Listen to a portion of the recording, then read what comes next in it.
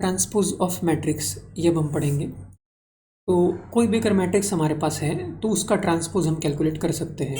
Transpose calculate करने का बहुत ही सिंपल तरीका होता है।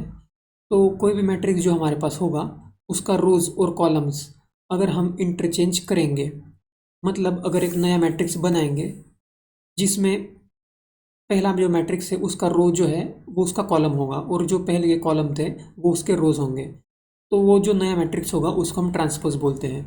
तो यहाँ पे ऐसा है कि अगर हमारे पास ए मैट्रिक्स है जो m by n है, then the matrix obtained by interchanging rows and columns of A is called transpose of A। तो रोज और कॉलम्स हमें इंटरचेंज करना है। मतलब फॉर एग्जांपल यहाँ पे जो दिया है ये मैट्रिक्स है, इसका फर्स्ट रो है 3 5, इसको हम कॉलम कर देंगे फर्स्ट कॉलम। तो एक नया मैट्रिक्स जो है इसमें 3 5 क्या है, एक कॉलम है। इसका जो दूसरा रो है 2 3 1, ये इसका दूसरा कॉलम है। इसका तीसरा जो रो है वो इसका तीसरा कॉलम है। तो जो ए के जो रो है वो इस दूसरे मैट्रिक्स के कॉलम्स है, तो हमने रोज को कॉलम्स कर दिया है। तो ये दूसरा मैट्रिक्स जो ऑब्टेन होगा उसको हम बोलेंगे ट्रांसपोज ऑफ प्रीवियस मैट्रिक्स, मतलब ए। तो इसको हम ऐसे मैथ्स में डिनोट करते हैं ए डैश से, या फिर ए ऊपर कैपिटल टी लिखते हैं ट्रांसपोज के लिए। और हम इन जनरल ऐसा बोल सकते हैं कि अगर इसका एलिमेंट ए आई जे है तो उसका जो ट्रांसपोज है उसका एलिमेंट होगा ए जे आई। आई और जे इंटरचेंज हो गया क्योंकि अभी जो रो में था वो भी कॉलम में आ गया। जब अगर ये सेकंड रो में होगा तो ट्रांसपोज में सेकंड कॉलम में होगा। रोज और कॉलम जो वो इंटरचेंज हुए हैं, तो इसे आसानी से हम कैलकुलेट कर सकते हैं ट्रांसपोज किसी भी मैट्रिक्स का।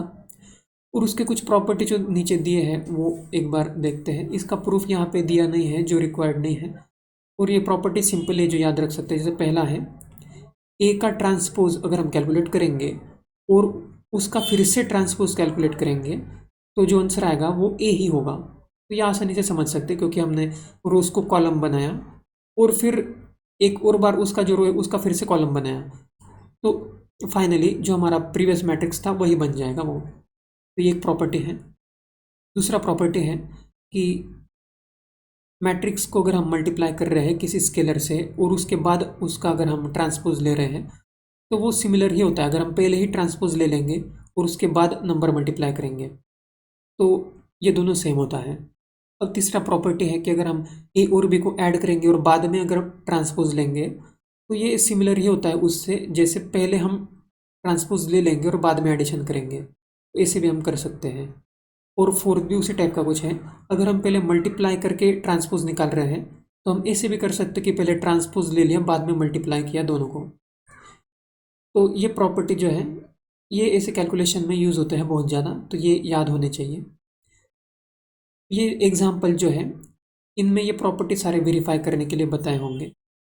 तो हमें मल्टीप्लिकेशन करना जो हमने पढ़ा है उसका यूज़ करना तो आता है, उससे हम उसमें हम ये वेरीफाई कर सकते हैं।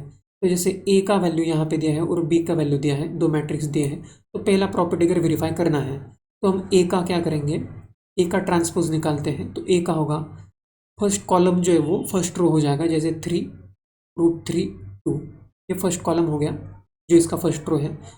दूसरा रो जो है वो दूसरा कॉलम हो जाएगा 4 2 0। तो ये तो अभी हमारे पास आ गया है ए का ट्रांसपोज। इसका फिर से एक और बार ट्रांसपोज पता करेंगे, मतलब इसका जो रो है वो फिर से कॉलम करेंगे, इसका दूसरा रो जो है वो इसका फिर से दूसरा कॉलम करेंगे, इसका तीसरा जो रो है इसका हम तीसरा कॉलम बना देंगे।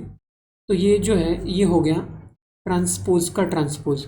और वो अगर हम ऑब्जर्व करेंगे तो ये तो ओरिजिनल मैट्रिक्स के बराबर ही हो गया है। तो इस तरह से पहला तो हमने वेरीफाई किया। इस तरह से दूसरा भी अगर आप ऐड करेंगे इसको बाद में ट्रांसपोज करेंगे, या फिर अगर ट्रांसपोज करके फिर से ऐड करेंगे तो दोनों का आंसर सेम ही आएगा। इसी तरह से मल्टीप्लाई करके ट्रांसपोज या फिर ट्रांसपोज करके फिर नंबर मल्टीप्लाई करेंगे तो दोनों का आंसर सेम आएगा। ये वेरिफिकेशन आप करके देख सकते हैं। तो इसमें आगे जो क्वेश्चन है वो हम देखते हैं। क्वेश्चन 21 जो है उसमें ए और बी दो मैट्रिसेस दिए हैं, इसमें भी वेरिफिकेशन करना है। ए बी कैलकुलेट करना है, उसका ट्रांसपोज करना है।